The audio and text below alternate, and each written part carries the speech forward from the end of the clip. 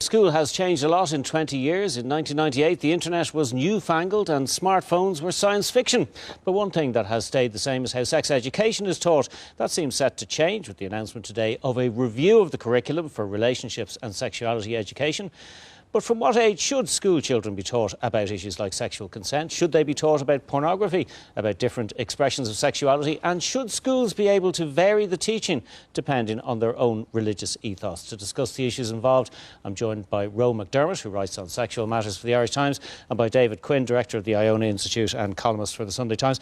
Roe McDermott, what's wrong with the way we teach children about sex at the moment, and what needs to change? I think any curriculum that hasn't changed in 20 years is going to be outdated as our awareness of social issues change, as our attitudes as a society change, and particularly to do with sexuality. Our attitudes as a culture have completely transformed over 20 years, and also our access to information and access to media like pornography has completely transformed the way that children can access information about sexuality.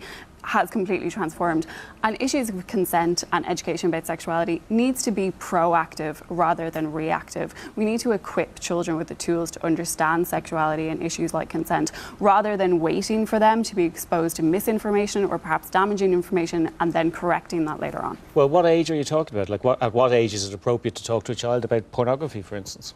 But I think if we start with the basic idea of consent, which I think is important because consent then will feed conversations about pornography. You can teach consent in a non-sexual framework to a child as young as 4. You can teach a junior infant student, if your friend doesn't want to hold your hand or doesn't want to hug you, you need to ask, and if they say no, you need to respect that. We also need to teach children about their own right to bodily autonomy. A huge issue I have is when we tell children that they have to hug or kiss relatives who they may have never met before or don't feel comfortable around. And so telling them you are allowed to say no to things. Then there are other basic tenets that consent embodies. So it's an understanding of empathy, it's an understanding of respect, it's an understanding of power dynamics. And again, children understand this. They understand the difference between a teacher telling them they have to do something and a friend saying, would you like to do something? These are really basic issues that we can teach them, which then will feed into conversations around sexual consent later on. And on that issue of power dynamics, we can also teach children about control and gender dynamics, and we can teach them on an age-appropriate level as that continues. So everything leads up to when they are having conversations about sexual consent, these conversations feel natural. A huge objection I always hear is that the idea of consent being an ongoing conversation between sexual partners is so unnatural. It would be ridiculous to constantly say, does this feel good? Is this okay? If we teach kids basic tenets, that will feel natural. OK, David Quinn, if we want children to grow up to have healthy and responsible attitudes towards sex, we have to start teaching them the basics at some stage. Well, I mean, I'd say two things. Number one, like anything that's done in schools has to be done in partnership with parents because it's their children. And so, well, in fairness, Richard Bruton was saying that today. Yeah, so there has to be consultation with parents.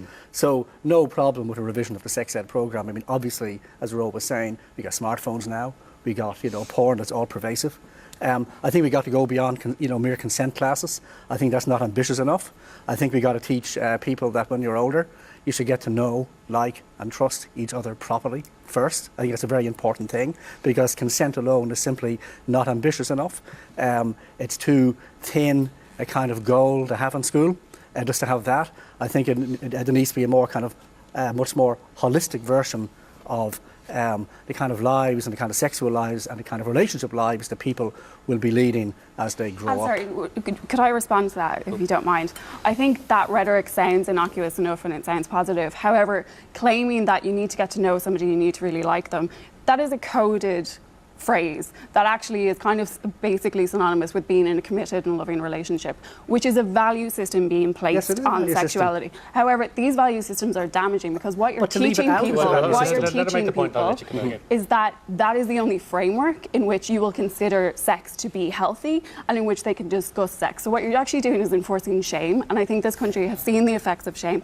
It's also enforcing misogyny because if you say that healthy sex can only be had within a committed relationship, adults have casual sex, but we know as a society that only men get away with having casual sex without being judged. Women have casual sex and are judged. So if you teach people But you're not going to be teaching 4-year-olds about casual sex. I know, but if you imbue those kinds of value systems early on, those value systems will implicitly follow them and affect their understanding of gender and relationships and their right to have any form of relationship. You can't, it's impossible not to have a value system in sex ed. I mean, if you leave out consideration of love and commitment and knowing each other properly and trusting each other properly, you have a value system right there. And but I think, hang on. I think most parents watching this programme are going to want their children to be taught that if they're going to have sex with somebody, best to know them properly, trust them properly, understand them properly. I think that is what most parents would want, and that is why it is vital that this be done in consultation with parents. I mean, like so many of the troubles we're reading about today, including #MeToo and so on, would be solved if people knew and trusted one another properly and were in a relationship. But we can't even be that ambitious.